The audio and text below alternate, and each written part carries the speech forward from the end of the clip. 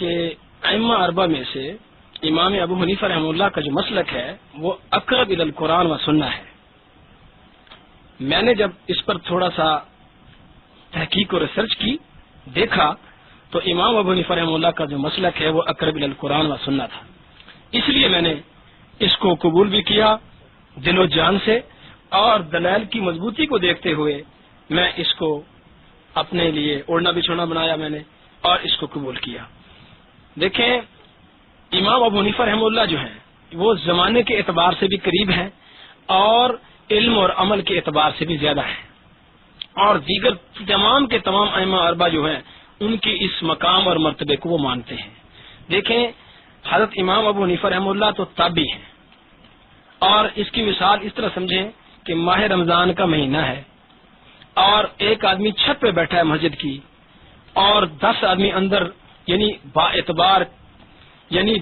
اعتبار قسم کی گھڑیاں لے کے بیٹھے ہیں، اور وہ کہتے ہیں سب گھڑیوں والے کہ بھی سورج چھپ کے 1 منٹ ہو گیا ہے، جبکہ چھت والا آدمی کہتا ہے کہ نہیں میں سورج کو دیکھ رہا ہوں، میں آنکھوں سے دیکھ رہا ہوں کہ سورج کا کنارہ ابھی کھڑا ہے. تو الحمدللہ امام ابو حنیفہ رحمہ اللہ کا تو مشاہدہ ہے، انہوں نے صحابہ کو اپنی آنکھوں سے دیکھا ہے، اور 4000 تو اس کے تابعی استاد ہیں. تو اس اعتبار سے بھی حتیٰ کہ حافظ ابن حجر اسقلانی رحمہ اللہ نے بھی ایک موقع پہ بعض احناف کو یہی عرض کیا تھا کہ میرا دل چاہتا ہے کہ میں حنفی ہو جاؤں، کیونکہ آپ کے جتنے مسائل ہیں وہ اصول پر مبنی ہوتے ہیں، آپ کے اصول بڑے مضبوط ہیں. لیکن اللہ تبارک و تعالیٰ سے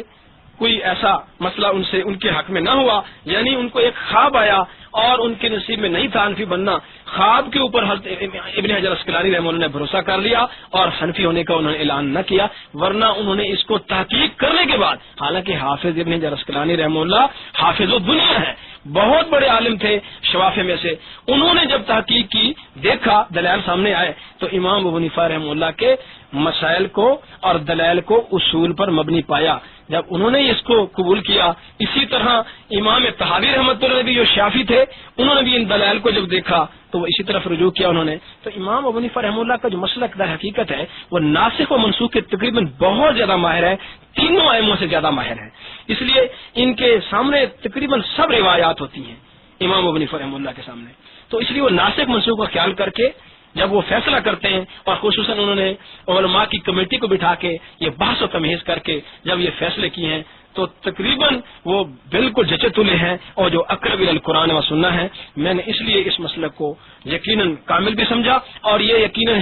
کامل بھی ہے. لا کے معاملے میں آج بھی پوری دنیا میں، اسلامی دنیا میں آخر احناف کی کتب سے استفادہ کیا جاتا ہے. لا کے معاملے میں فقہ شافعی فقہ مالکی بھی کمپلیٹ نہیں ہے جتنا کمپلیٹ فقہ حنفی ہے. تو اس پر بھی ایک لمبی طویل باتیں ہیں اور واقعات ہیں. تو بہرحال میں نے الحمدللہ اس کو اس لیے اپنایا کہ یہ اقرب الی القرآن و سنت ہے، اور دلائل کے اعتبار سے امام ابو حنیفہ رحمہ اللہ کا مسلک واضح تھا. مثلا جس طرح کہ یہ رفع یدین کا مسئلہ لگا لیں، رفع یدین کے مسئلے میں میں نے تقریباً عند الافتتاح رفع یدین پر 1200-1300 احادیث اور آثار جمع کیے ہیں. انشاءاللہ ہم ان کو ترتیب دیں گے اور آپ تک پہنچائیں گے. تو اس پر میں نے جب دیکھا، سب روایت کو دیکھا، اکٹھا کیا، تو جب میں نے اس بات کی روایات کو دیکھا تو 28 مرتبہ رفع یدین بنی، اور جب آپ صلی اللہ علیہ وسلم نے اس کو چھوڑنے والا عمل شروع کیا تھا، جب ان روایات کو دیکھا تو اس ترتیب سے ناسخ اور منسوخ کے اعتبار سے جب میں نے دیکھا تو امام ابو حنیفہ کا مسلک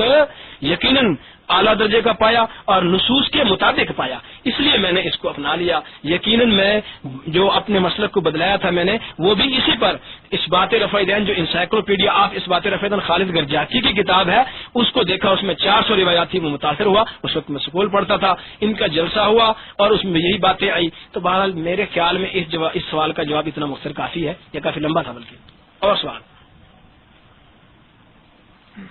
جی نیکسٹ آئیے بھائی. جی السلام علیکم ورحمۃ اللہ وبرکاتہ. جزاک اللہ حضرت، آپ نے ماشاءاللہ بڑے اچھے انداز میں سوال کا بھی جواب دیا اور اس سے پہلے بیان بھی آپ کا ماشاءاللہ بڑا بہترین ہوا. تو مجھے 1-2 سوالات جو ہے وہ کرنے ہیں آپ سے،